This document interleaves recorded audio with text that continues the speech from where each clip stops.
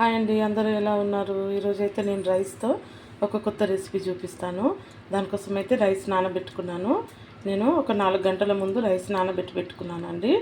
అలాగే ఇదిగో కొంచెం రవ్వ తీసుకున్నాను. ఈ రవ్వ అయితే ఈ గ్లాస్తో ఒక గ్లాసు సగం బియ్యం తీసుకున్నాను. అయితే సగం రవ్వ తీసుకున్నానండి. అలాగే పెరుగు తీసుకున్నాను. కొంచెం ఒకటి ఈనో ప్యాకెట్ తీసుకున్నానండి. ఎలా చేయాలో ఇప్పుడు నేను చూపిస్తాను. ఇప్పుడైతే నానబెట్టుకున్న బియ్యము ఇందులో వేసుకుంటున్నానండి. ఇందులో కొంచెం వాటర్ అన్నీ వెళ్ళిపోవాలి బియ్యంలోవి. ఇవి కొంచెం వాటర్ అన్నీ వెళ్ళిపోవాలండి. ఇదిగోండి బియ్యం అయితే నేను ఇట్లా తీసుకున్నాను. ఈ వాటర్ అయితే వెళ్ళిపోయినాయి. ఇప్పుడు ఇది నేను మిక్సీకి వేసుకుంటానండి. కొంచెం కొంచెం వేసుకుంటాను. చిన్న మిక్సీలో వేసుకుంటున్నాను. ఇలా కొంచెం కొంచెం వేసుకుంటున్నాను. వేసుకొని అలాగే పెరుగు తీసుకున్నానండి. ఏ గ్లాస్తోనైతే నేను బియ్యం తీసుకున్నానో దాంతోనే ఒక ఫుల్ గ్లాసు పెరుగు తీసుకున్నాను. ఇది కొంచెం కొంచెం వేసి మిక్సీకి పట్టుకుందాము. కానీ వాటర్ అయితే వేయొద్దండి, ఓన్లీ పెరుగుతోని మాత్రమే. ఇలా సగం వేసుకొని ఒకసారి మెత్తగా పేస్ట్ చేసుకుందాము. మిక్సీకి అయితే పట్టుకున్నాను. ఇలా మెత్తగా దోశల పిండి ఎలా పట్టుకుంటామో అలా పట్టుకొని ఇదిగో చూడండి ఇందులో వేసుకుంటున్నాను. ఇదిగోండి మళ్ళీసారి ఇంకో కొంచెం బియ్యం ఉండే కదా, అవి కూడా వేసుకొని మిక్సీ పట్టేసుకున్నానండి. ఇవి చూడండి, ఇది కూడా ఇందులో వేసేసుకుంటున్నాను నేను. ఇప్పుడు ఇందులో కొంచెం సరిపడంత ఉప్పు వేసుకుంటున్నాను. అలాగే రవ్వ తీసుకున్నాను కదా, ఈ రవ్వ కూడా వేసుకుంటున్నానండి. కొంచెం కొంచెం వేసుకొని రవ్వ కలిపేసుకుంటున్నాను. ఇందులో నేను వాటర్ ఏం వేయలేదు, పెరుగు వేసుకున్నాం కదా, అదే పెరుగుతోనే మిక్సీ పట్టేసినాం బియ్యము.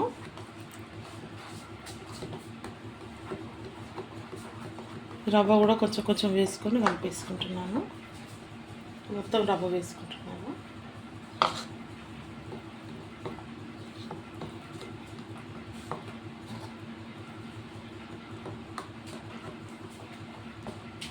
ఉండలు లేకుండా చక్కగా కలిపేసుకోవాలి. చూడండి ఇలా ఉండలు లేకుండా నేనైతే ఇదంతా మొత్తం కలిపేసుకున్నాను. ఇది చూడండి ఇలా కలిపేసుకున్నాను నేనైతే. ఇలా అంతా కలిపేసుకొని ఇది ఒక 10 నిమిషాలు మూత పెట్టేసుకుంటానండి. చూడండి పిండి అయితే కొంచెం నానింది. దీనికి కొంచెం బగారు వేసుకోవాలండి. నేనైతే ఆయిల్ వేడి చేసుకున్నాను. ఇందులో కొంచెం జీలకర్ర ఆవాలు వేసుకుంటున్నాను. అలాగే కొంచెం కల్లేమాకు వేసుకున్నానండి. చూడండి కొంచెం కల్లేమాకు వేసుకున్నాను. అలాగే కొంచెం ఇంగువ వేసుకుంటున్నాను. ఇప్పుడు ఈ పోపు అంతా ఇందులో వేసేసుకుందామండి. చూడండి అంత ఇందులో వేసుకొని ఒకసారి కలిపేసుకుందాం. చూడండి పోపు అయితే అంతా వేసుకొని ఇందులో కలిపేసుకుందాము. అలాగే కొంచెం ఈనో తీసుకున్నాను. ఈనో కూడా వేసేసుకుంటున్నాను నేను. ఇదంతా ఒకసారి కలిపేసుకుందాం. కొంచెం వాటర్ వేసుకుంటున్నానండి. చూడండి ఈనో కూడా వేసుకొని ఇదంతా ఒకసారి కలిపేసుకుందాం.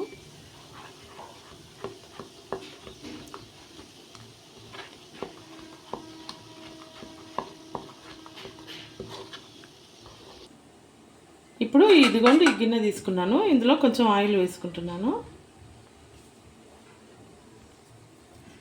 ఆయిల్ వేసుకున్నానండి. ఇదంతా ఒకసారి చక్కగా దీనికి రుద్దేసుకుంటాను ఆయిల్.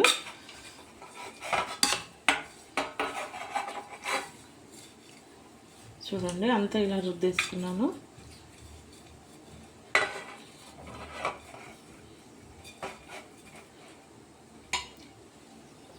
ఇప్పుడు ఇదిగోండి ఈనో ఇట్లంతా వేసేసుకున్నాను కదా, ఉప్పు ఇట్లా అన్నీ చెక్ చేసుకున్నానండి. అంతా కరెక్ట్గా ఉంది.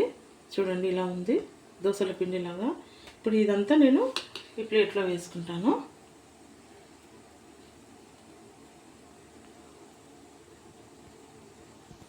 ఇదైతే మొత్తం అంతా వేసుకున్నానండి. ఇందులో కొంచెం సాంబార్ పొడి అలా కొంచెం మంచిగా కనబడడం కోసం కొంచెం ఇది వేసుకున్నాను. ఇప్పుడు దీన్ని స్టవ్ పై పెట్టుకుందామండి. నేను ఆల్రెడీ స్టవ్ పైన వాటర్ పెట్టుకున్నానండి. ఇది ఒక 10 నిమిషాలు అవుతుంది. వాటర్ మసులుతున్నాయి. ఇప్పుడు ఇందులో ఈ గిన్నె పెట్టేసుకుంటాను. ఇది ఆవిరితో ఉడికించుకోవాలి. ఇలా గిన్నె పెట్టేసుకున్నాను. దీనిపైన మూత పెట్టుకుంటాను. ఇప్పుడు దీనిపైన ఇలా మూత పెట్టేసుకుంటున్నానండి. ఇది ఒక 15 నిమిషాల వరకు ఇలా ఉడికించుకోవాలి. ఇప్పుడు నేను చట్నీ కోసం అయితే ఇదిగోండి పల్లీలు వేయించి పెట్టుకున్నాను, పొట్టు తీసి పెట్టుకున్నాను. అలాగే పచ్చిమిర్చి, కొంచెం జీలకర్ర, వెల్లుల్లి వేసుకొని ఇవైతే ఫ్రై చేసి పెట్టుకున్నానండి. ఇప్పుడు ఇవన్నీ నేను మిక్సీలో వేసుకుంటాను. చట్నీ కోసం అండి ఇదైతే.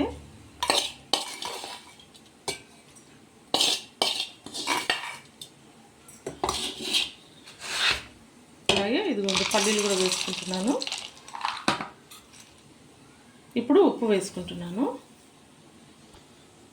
ఇప్పుడు కొంచెం వాటర్ వేసుకుంటున్నానండి. ఇవైతే అన్నీ వేసుకున్నానండి. ఇది ఒకసారి మిక్సీ పట్టుకుందాం మెత్తగా. చూడండి ఇదిగోండి చట్నీ అయితే పట్టేసుకున్నాను నేను. ఇదంతా ఒక గిన్నెలోకి తీసుకుంటాను. ఇది చూడండి నేనైతే చట్నీకి సరిపడేంత వాటర్ వేసుకున్నానండి. నాకైతే ఇంత లూజ్ కావాలి చట్నీ.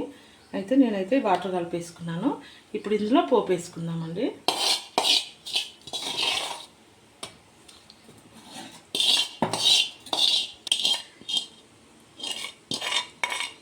ఇదండి నేనైతే పోపు వేసుకున్నాను. ఇదంతా కలిపేసుకున్నాం. చూడండి మన చట్నీ అయితే రెడీ అయిపోయింది. ఇప్పుడు ఇది చూద్దామండి. ఇదైతే ఉడికిపోయింది. చూడండి నేనైతే చెక్ చేస్తున్నా. చాక్ అయితే ఏం అంటట్లేదు. ఇదైతే ఉడికిపోయిందండి. నేనైతే ఇప్పుడు స్టవ్ ఆఫ్ చేసుకుంటున్నాను. ఇప్పుడు ఒక 10 మినిట్స్ అలా పెట్టేస్తాను. తర్వాత తీసి చూపిస్తాను. ఇప్పుడైతే ఇది అయిపోయిందండి. చల్లగా అయిపోయింది. చూడండి చల్లగా అయిపోయింది. ఇదైతే ఇప్పుడు నేను కట్ చేసుకుంటాను. నేనైతే ఈ సైడ్లకి అయితే ఫస్టే కొంచెం ఇట్లా అనేసుకున్నానండి. ఎందుకంటే వస్తుందో రాదో అని ఫస్టే కొంచెం వేడిగా ఉన్నప్పుడే అనేసాను. ఇప్పుడైతే చిన్న పీసులు కట్ చేసుకుందాం. చూడండి ఇలాగైతే సారీ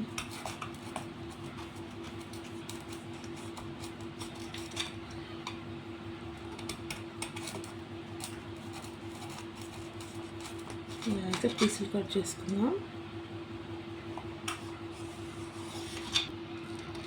ఇప్పుడు ఇలా అడ్డంలో కూడా చేసేసుకుందాం.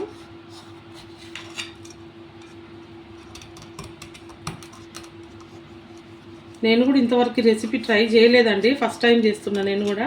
కానీ ఇది ఎలా వచ్చిందో మీకు చెప్తాను నేను.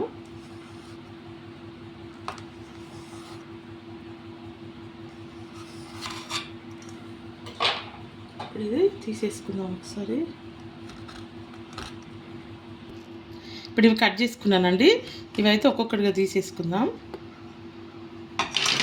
సారీ ఇదిగో చూడండి ఒక్కొక్కటిగా తీసి ఇట్లా పెట్టేసుకుంటున్నాను.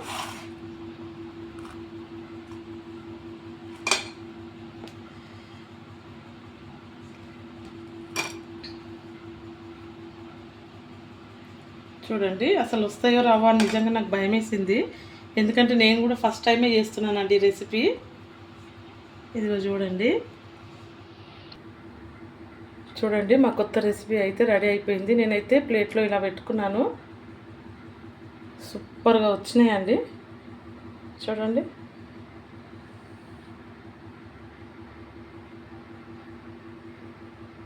నిజంగా చాలా బాగా వచ్చినాయండి. నేను ఒకటి దగ్గర నుంచి చూపిస్తాను మీకు చించి.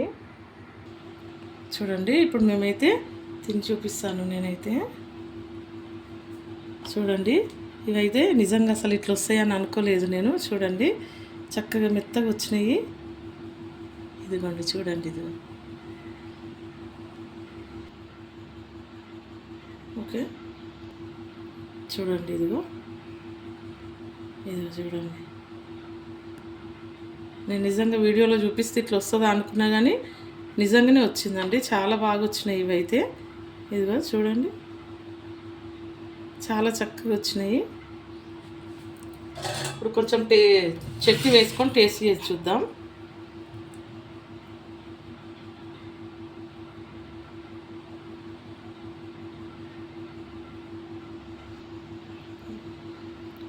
చూడండి నేనే టేస్ట్ చేస్తున్నాను.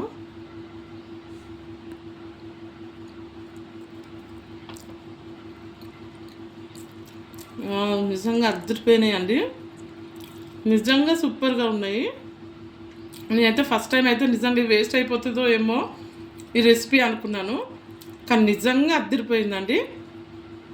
వీలైతే మీరు కూడా ట్రై చేయండి ఈ రెసిపీని. ఓకే అండి, రెసిపీ మీకు నచ్చినట్లయితే లైక్, షేర్, సబ్స్క్రైబ్ అండి. ఓకే అండి, బాయ్.